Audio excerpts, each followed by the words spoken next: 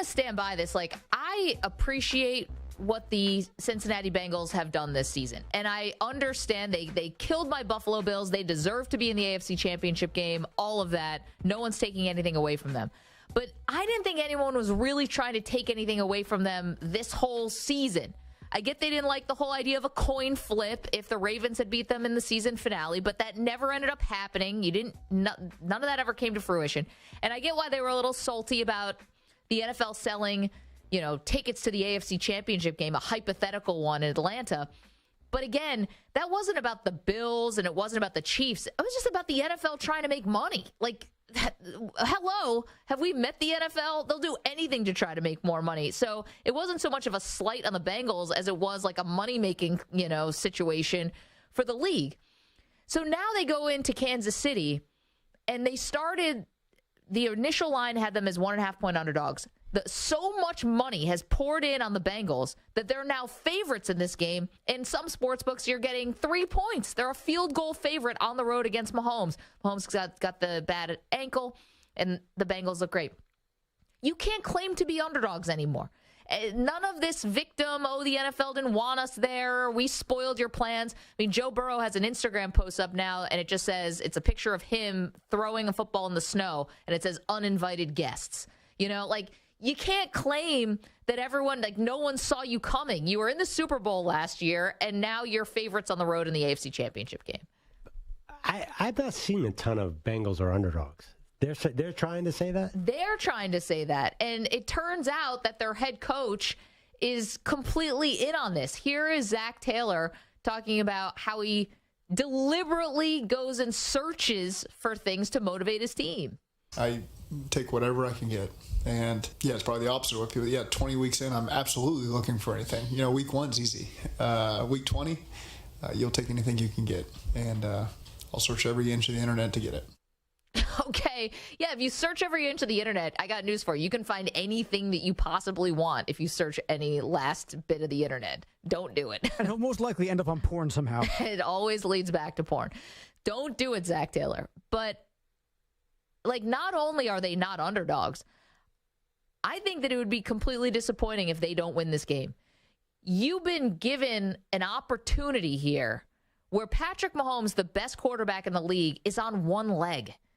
You have to go in there and win. You just lost the Super Bowl a year ago where it came down to, final couple plays.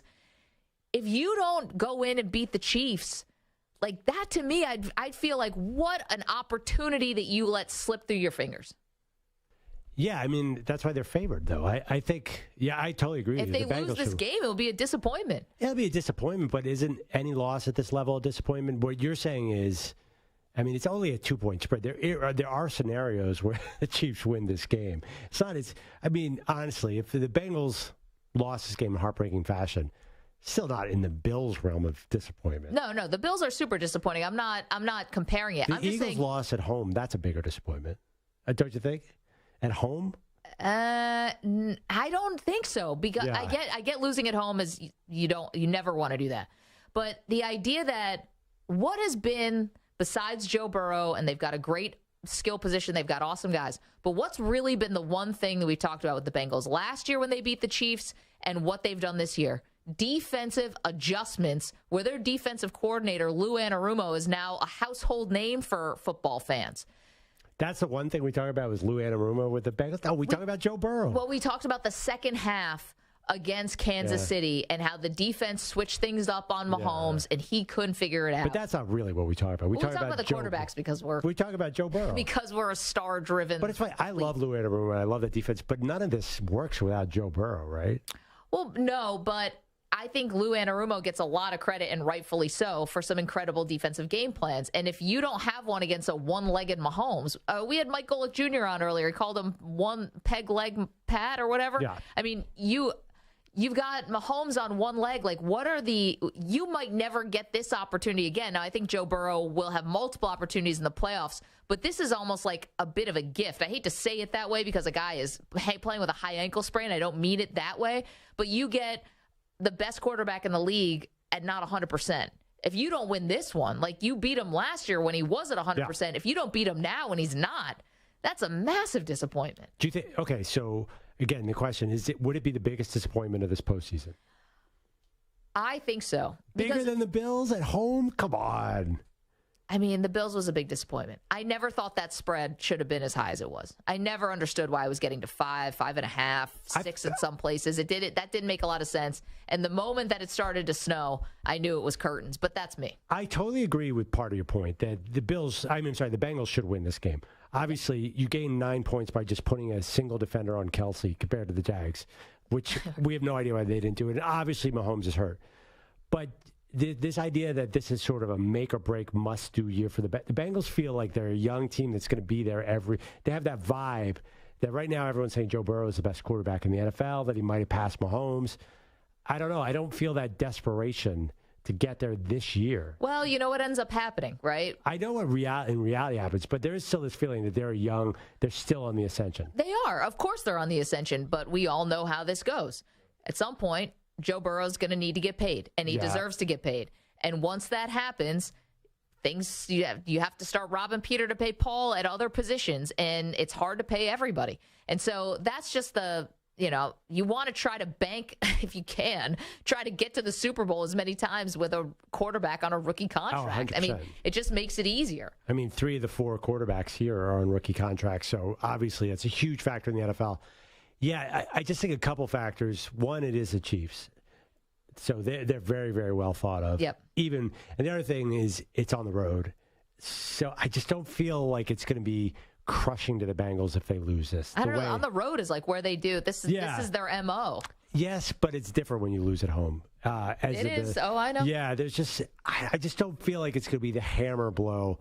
Honestly, I'd be surprised. I don't totally see how the Chiefs are going to win this game. I think the Bengals should be even favored more than that because the Chiefs, unless Mahomes, medicine, Maggie, right? We had to talk to my guy, Dr. Rock Positano, #1 ankle and foot doctor in America. Yeah. How is Mahomes going to do this? Perloff's got him on speed dial, no big deal. How is Mahomes going to do this? I guess a paint shot and a brace. Here's my fear for the Bengals. What's that? What if Patrick Mahomes, for once in his life, runs the exact offense that Andy Reid spelled out for him, much like Chad Henne did in that one drive. 98 and the yards Chiefs' later. offense is suddenly more dangerous because he gets rid of the ball on time. I don't know. It's just interesting. I like the Bengals. I just don't think because of where the Bengals are as a franchise, it'll be heartbreaking in the way the Bills' loss was. It was Super Bowl or bust for the Bills. Yeah. And they fell apart. The Bengals have not had that feel to me this year. Let's put the Bills to the side. Wow. We all know that was disappointing. That's now in the rear view. We don't have to ever talk about that again. Be in the rear view. But I would say the Eagles, too, because the Eagles have had so much Super Bowl hype this year. That would be, except for that little blip at the end, the Eagles would be more disappointing than the Bengals. Yeah, but the Eagles, much like with Kansas City, you are still dealing with an injury to your quarterback. Now, I mean, Mahomes is playing through some kind of pain, so you can always, Hurts, is playing through some kind of pain in his shoulder. So if he plays bad, if he takes a big hit early in the game, like Joey Bosa comes, lands on his shoulder, and then all of a sudden he doesn't look right, well, it's not going to be as disappointing. You'll have an excuse, just like Kansas City will have an excuse if they lose. Cincinnati, no excuse. You just steamrolled the Bills, and now you get to go in and play Mahomes at, what is he, 60%, 70%? Yeah, I mean, that's why you're favored, but I just don't feel the emotions are quite the same. It's just different for the Bengals. The other thing, too, about the Eagles, you're assuming Jalen Hurts isn't 100%. I don't know why you would assume that. I think the expectations got higher because of the Giants win. Yeah, definitely. As you rightly pointed out, the Giants were not the best opponent. No. So I think there's an artificial inflation of their expectation because of that, which could lead to some heartbreak if they come back to earth here. A little bit.